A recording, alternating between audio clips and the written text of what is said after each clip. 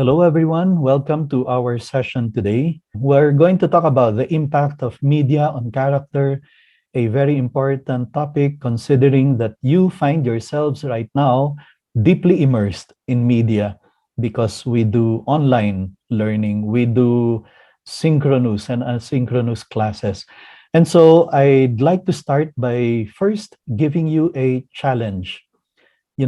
We know very well the world is not in perfect shape right now. You read the news, you watch the television news, and you hear about people suffering in Afghanistan, corruption in our country. And, in every corruption, it's the poorest, especially, who suffer the most. And then we hear of infighting, of politicians hurling insults against each other. Well, here's the challenge. I need you to form yourselves to be the best men and women you can possibly be because we need you. The world needs you. If, for example, some of you here are thinking of being politicians, then be good politicians. Politics is not an evil thing. It's the evil people who make it so. We need young leaders who will change the world. I know many of you consider Steve Jobs as an idol. Well, this is what he says. If you are working on something exciting that you really care about, you don't have to be pushed. The vision pulls you. Here's a vision for all of you. Someday, you are the ones who are going to make a big difference in the world and change things for the better. You are going to be our congressmen and women, senators, and maybe even president of the country who will really make a big difference for the better, for the lives of the millions of Filipinos who count on good people. And so that's the first thing I need to get across. I need you to choose to be good men and women, to be the best persons you can possibly be, because the world needs you, because your family needs you, because we need you. However, we have a problem because we have a media that is so powerful, it influences beliefs, attitudes, and behaviors. And right now, what we are seeing is media is being destructive in many ways, in more ways than we can ever imagine, in more ways than history has ever shown us. But let me also make it very clear. I am not anti-media. I'm not anti-technology. I am not against gadgets because it's a double-edged sword. It has positive side to it. It also has negative side to it. And it's important that you, young people who are growing up as consumers of media and even creators of media, because I know some of you are in TikTok, some of you are in Facebook and Twitter making your own videos. You are not just consumers, you are also creators. It's a double-edged sword. There are pros and cons to our media. Not all screen media is bad, okay? That's the first thing I need to assure you, because I know some of you here are big fans of Facebook, Twitter, and the Snapchat, and Netflix, and Spotify, etc.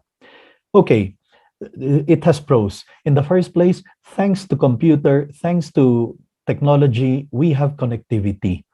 I mean, people you have not been in touch with for years, suddenly you can connect with them thanks to technology. I personally, for example, found some high school classmates. After so many years of no contact with them, suddenly we are all always getting together online. And then we now live in a global village. Now I think you know more about other countries, about people in other places than, for example, people of 30 years ago. Or what is happening now in another place, another country, thousands of miles away, we can be updated immediately. Not like in the olden days, in the olden years, when you will have to wait for sometimes days before you actually hear about the news. In when was that? I think 1990. I was in Manila, and then there was a horrible earthquake that devastated Baguio City. I'm now here in Baguio, and we didn't hear that there were many people who died because of that earthquake until 2 or 3 days later. There was no communication, there was no cell phone yet, there was no internet. Now it's not like that. What is happening in the other side of the globe, you can actually be updated, or you can actually be witnessing in real time.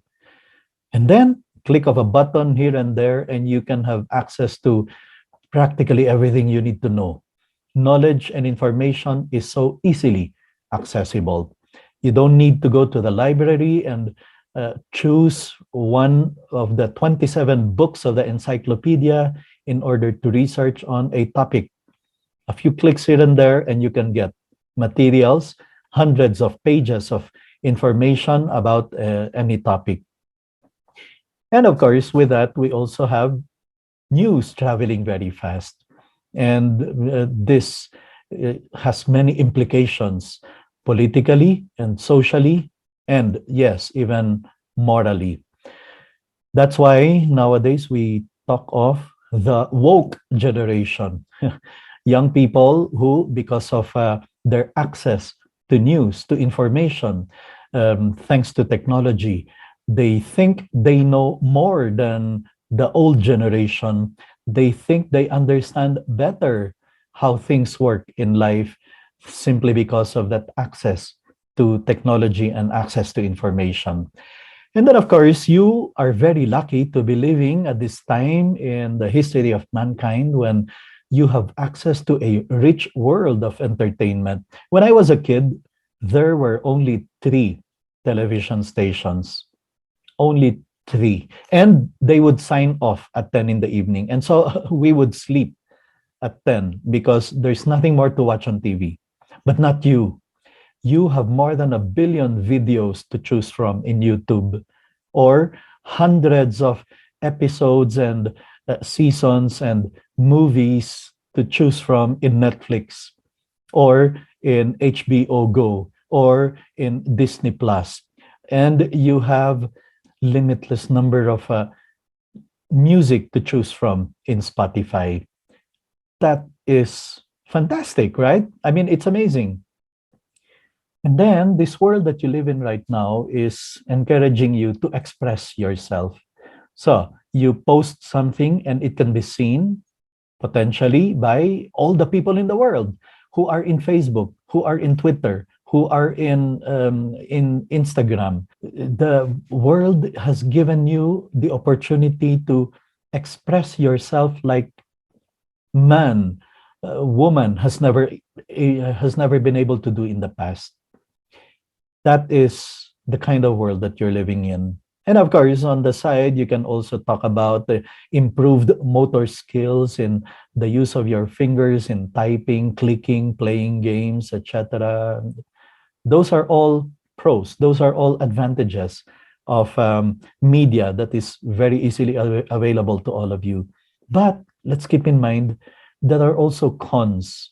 And sadly, those pros that I mentioned are the very same ones that may be bringing about the cons, the disadvantages. For example, sure, we talk of connectivity, but it's also bringing about a certain disconnect, even among members of the family. You can have a house where each is to his own gadget.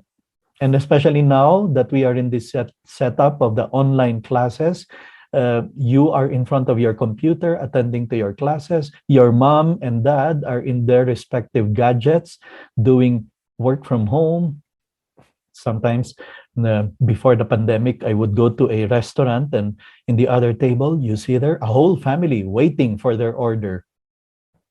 Are they talking? No, each one to his own gadget. And there is a certain disconnect that is happening.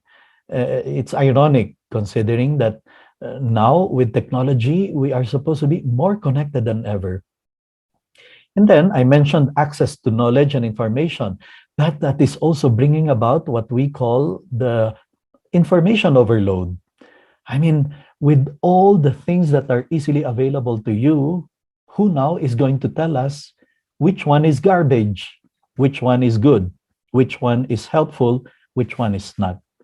And so this information overload can be really a daunting thing for some people.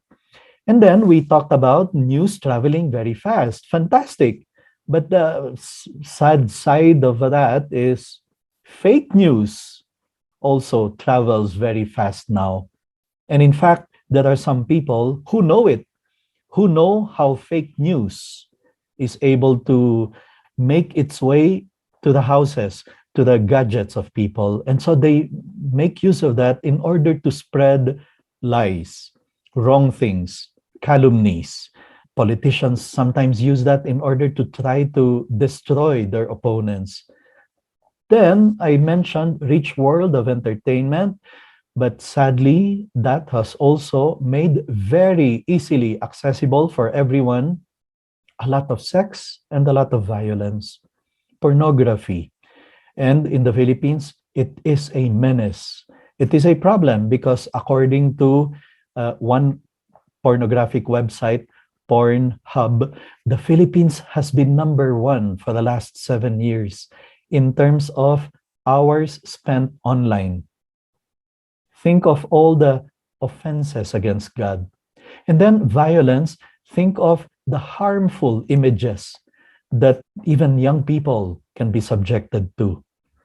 And then, yeah, I mentioned self-expression, but this is one of the biggest problems being brought about by social media, by media.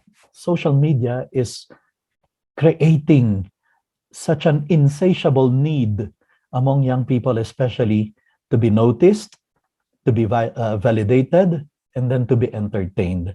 This, for example, selfie addiction is something that is unique to your generation. We never had anything like this in the history of mankind.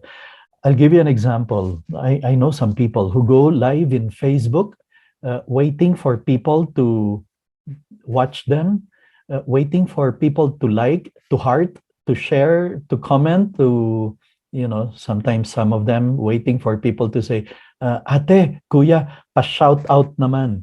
And then you wonder, anong magagawa ng shout out? Hindi naman nakakain yan. But that is it. But that is manipulating young people to equate worth of a person to the number of followers and likes. And I know some people, some young people who get very much affected. For example, when their friend gets 500 likes and his post only has 50 likes. Or in Instagram, or in Twitter, or in TikTok, they have 10,000 followers, while their TikTok only has 15. Yung nanay niya, yung tatay niya, yung kapatid, at saka best friend. So, and then they start feeling bad that they don't have as many followers and likes. That is a kind of world that you're living in right now. Or the world where the social media is telling you to let everyone know your opinion. I mean, you see your friends sometimes posting their what they think of Avengers Endgame, or what they think of Spider-Man Far From Home. And then you wonder, well, when did he or she ever become an expert in movie criticism? But that is the world you're living in right now. It's telling you to express yourself, to let the world know your opinion. Or your feelings, even worse. I mean, do I really need to know that today you're feeling blessed, you're feeling happy, you're feeling sad, or that you have something against your sister, or that you are fighting with your dad? I mean, that is the kind of world that we're living in right now, where seemingly intimacy is being put aside. Intimacy means that there are certain things that really are meant to be just between two persons, for example, but they let the world know about it. Or what do I care about what you are wearing today? But again, that is the kind of world that you are living in right now. I mentioned earlier as one of the pros, these gadgets, this media, this social media technology has improved your motor skills through typing, clicking, playing games. Yes, and that is also one of the signs of addiction among many young people to technology. There is that craving for constant connection. That's why sometimes I see young people who are like that. They look like they're attending a synchronous class, looking at the screen, listening to the teacher, but their hand is texting, surfing, scrolling down the wall of their Facebook. There is now that FOMO, fear of missing out, a reality in the life of many teenagers. And then this computer addiction, addiction to gadget, addiction to media is also bringing about physical problems. You know, when you are looking down at your screen, whether it's the screen of the cell phone or screen of the computer or the screen of the tablet, you are looking down, and that is not a normal human posture. Our eyes are designed in such a way that we are supposed to be looking forward.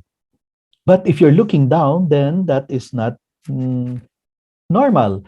That is what's bringing about what we call the text tilt trauma. It's like you are carrying 60 pounds of pressure on your neck. No wonder I hear more and more young people complaining about, I feel dizzy, I have neck pain, I feel stressed, I feel tired, I get headaches. Of course, because the whole weekend you were tilting your head like that, looking down. So um, it's a reality. I know many young people who complain about these things, and then strangely, some of them don't associate it with the screen time because they're in denial. They want to convince people that no, I'm not addicted. Everyone is doing it. Everyone is looking at the cell phone. It's not bad.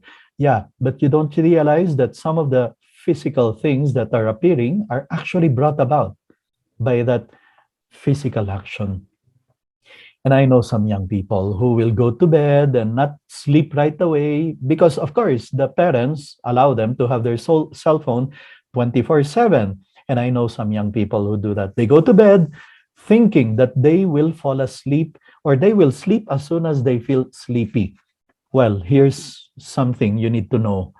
The blue screen that is emitted by the gadget, by the cell phone, by the tablet, by the computer screen, by the TV screen, they send a signal to the brain that says it's still daytime.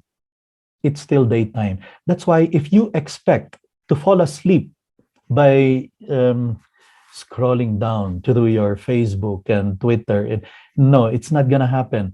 It's going to make you have a harder time sleeping because the brain is receiving a message from the blue screen that it's still daytime.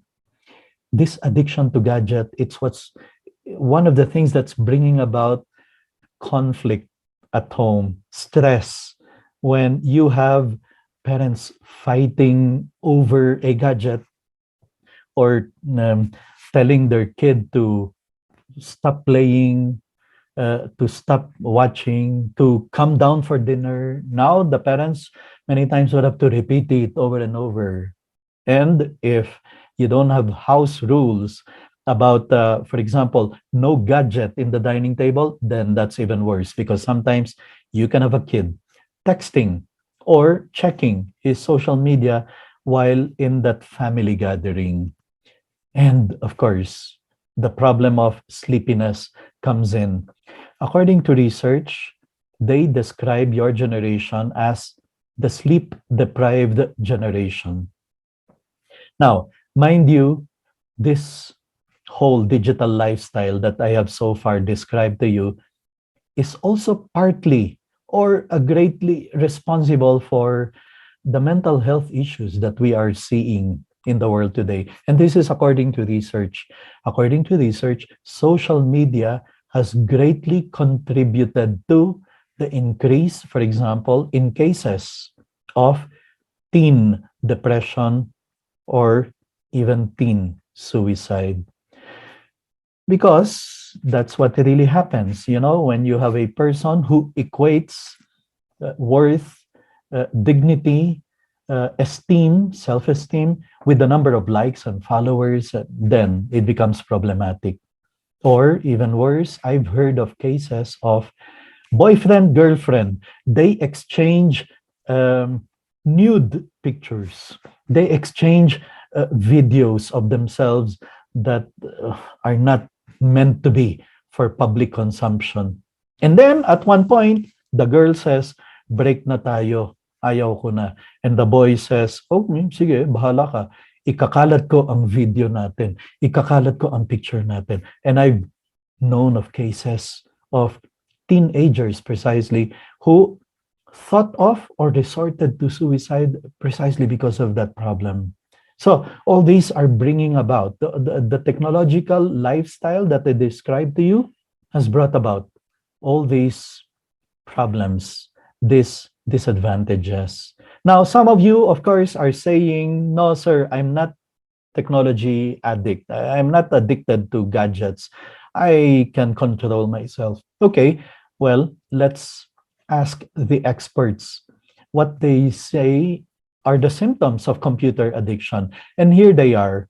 In case you are still not convinced, for example, let's say that that's not for me. I am not addicted to computer gadgets and technology. Okay, according to experts, a person is considered addict, computer addicted, if he has these signs. Number one, most of non-school hours spent on the computer or playing video games. And this is, for example, the difficulty right now when you are forced to be in this online learning setup, when you are forced to be in front of the computer most of the time. If there is no self-control or temperance, instead of working on that module, working on that asynchronous activity, you can actually be spending time in your social media or in watching a movie or in your video games. When you fall asleep in doing school load or school work, then maybe you can look into the time you spent for media. I know, for example, of some people, once they start a K-drama, they cannot wait to finish the entire season. And some of them will do a marathon, watching one episode after another until 2 a.m. But they have class the next day. But they have workload to finish the next day. So that becomes a problem. Or not keeping up with assignments because really it's more enjoyable to be playing that game. It's more enjoyable to be watching that video, that movie. And that can be, if the grades are affected, if grades are affected, then you can start considering, maybe I'm already addicted to computer. Here's another symptom. When a person starts resorting to lying about computer or video game use. I know many of you have rules at home. No, I know many families who put in place certain rules. No computer game if there is class the next day, right? Some of you have rules like that. Or no computer games until you are done with your assignments. And then your parents come home and then ask you, oh, why are you there playing computer games? Are you done with your assignment? And then he will lie. He will say, of course, yes, I'm done. But he's not. Then you can say there's computer addiction there already. When he starts resorting to lying about computer or video game use. Or when you choose to use the computer or play video games rather than see friends. Of course, nowadays, we are in this situation where we are forced to stay at home. But in the normal setup, if you choose computer games over being with friends, being with cousins, being with other people, then maybe there's a bit of computer addiction there already. Especially so if you start dropping out of other social groups like clubs or sports or activities, organizations, that's addiction to computer games already. And here's another symptom. When you feel happy only when you are with your computer games. And then when you're not playing computer games or with your media, with your Netflix, you seem to feel irritated, agitated, easily upset. You get immediately feeling awful. Then that is real sign already of computer game addiction or computer addiction. So all these are symptoms given to us by the experts who have studied people who are computer addicts or addicted to computers. Now, physically, there may be signs too that will start showing, that will tell you, slow down on your computer addiction. Work on overcoming your computer addiction. The carpal tunnel syndrome, you know, people complain about the pains start appearing here because of the whole day you may be with your keyboard, or some of you may start complaining, why can't I sleep? Um, it takes me hours to be able to get to sleep. I have difficulty sleeping, or I wake up in the middle of the night and I cannot get back anymore to my sleep. So, try to check your gadget use. As I said, the blue screen that's emitting, that sending a signal to the brain that tells you it's still daytime, maybe ruining your body clock. Or when you start complaining about the back, the neck, the head, your eyes are dry, or you give up taking a bath because you prefer to be in your computer games. So these are all symptoms of computer addiction. I challenge you to give yourself that honest evaluation and then to make up your mind. If you are one of those young people we know who are addicted to computer games, computer use, the social media, then make up your mind to once and for all free yourself of that addiction.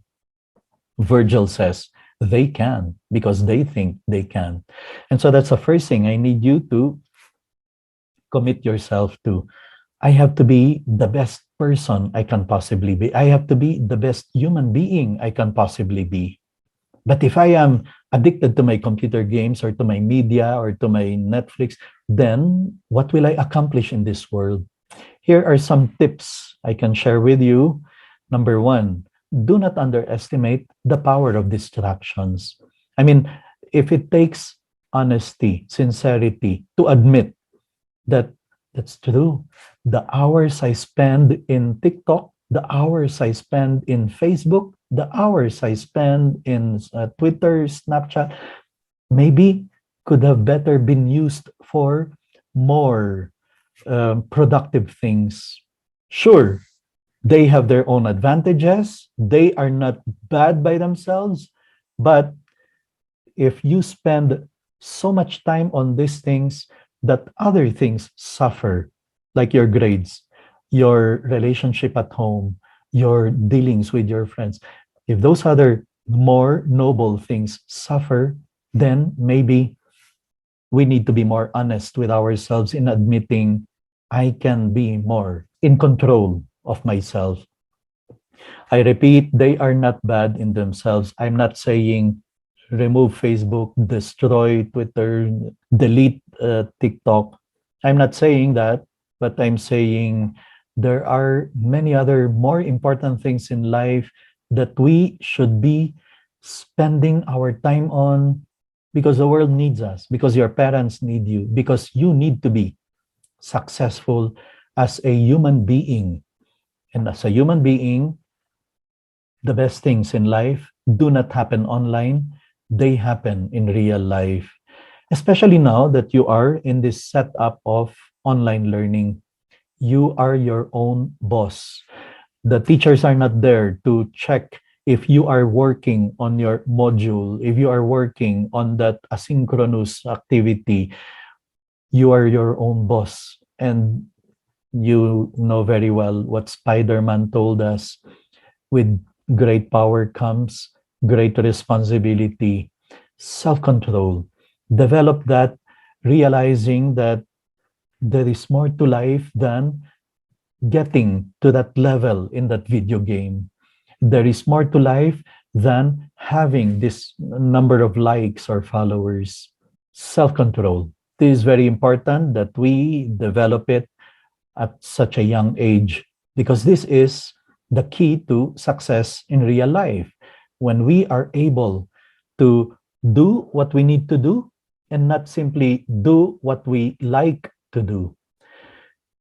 And then let's work on developing delayed gratification, because the world right now is designed to foster instant gratification. I mean, that's how it is even in your use of technology, right? You feel upset if what you are trying to download is taking too much time. You want it instant. You want it immediately. Well, in life, success is brought about by those, or to those, who know how to wait, who know how to make sure they are not just driven by instant gratification. Discover your passion. You know, earlier I was talking about politics. If some of you felt inspired, ay, oo nga, I can be a congressman, making a difference, doing a lot of good. I can be a senator. Then maybe that is your passion to be in public service. Discover it. Some of you may be discovering that your passion is in helping the poor. Maybe some of you got involved in projects of community pantry, distributing goods to especially the poor who are suffering the most because of this pandemic.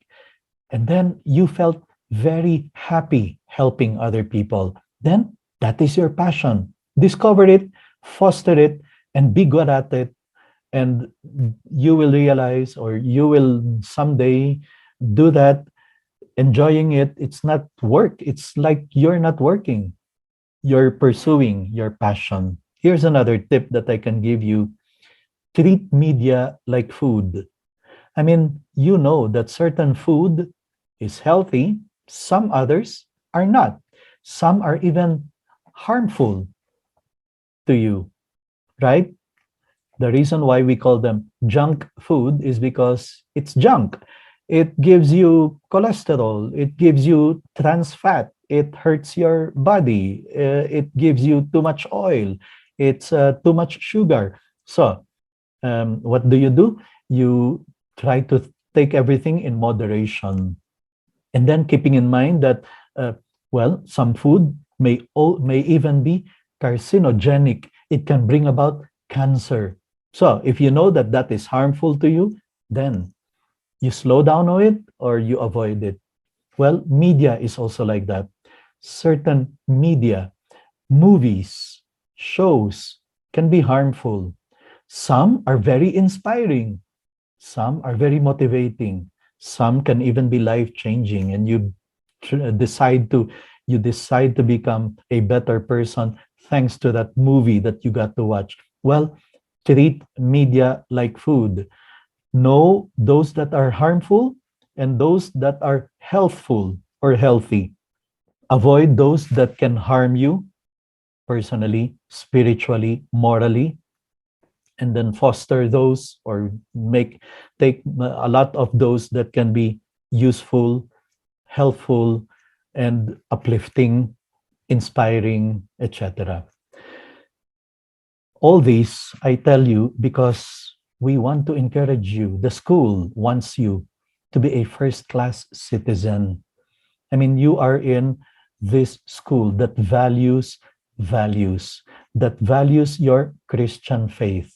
Make sure that you grow up according to how the school wants you to progress. The vision of the school for you is that someday you are going to be Christ-centered people who will make a difference in the world and bring about change, positive change, wherever you find yourself in. It's your choice. I started earlier by saying that it's a choice. And today I want you to choose to be the best human being you can possibly be. You get to choose your character, the kind of person you are becoming. You create your character by the choices you make. Today, in everyday choices, such as, will I watch this movie now or shall I do my work? Shall I do my project? Will I watch this movie over this other one? Will I access this website that can be harmful to me spiritually, that can be offensive to God or not? Will I go to visit my friends? You are the chief architect of your personal character. It's in your hands. No one can build your character for you. So I want you to keep your eyes on the prize. And what is the prize? That you will grow up to be someone who is good, not just talented, not just smart, but especially good, doing a lot of good, being good, so that you can change society. And then finally, do not underestimate the power of faith. Research tells us that those who practice the faith, who pray, who have fear of God, they do better in their schoolwork. They grow up better to be more successful in all aspects of life and in the real sense of the word. And so I want you to use that as your motor. For example, if some of you have already been pushed into addiction to computer games, try resorting to praying. Pray to God, asking Him to give you the grace to overcome that addiction, to overcome that craving for constant connection, for wanting to get all the likes and the followers and the hearts in that TikTok video that you're producing, that you're creating. Do not underestimate the power of faith. That is one of the secrets to getting you to be successful in this effort of succeeding in making sure that media does not control you or distort your values, but that you control media and its impact on your character. I can only wish you luck, and I look forward to seeing you someday making a difference in the world, changing the lives of people for the better, because you have developed yourself to be a man or woman of character ready to change the world.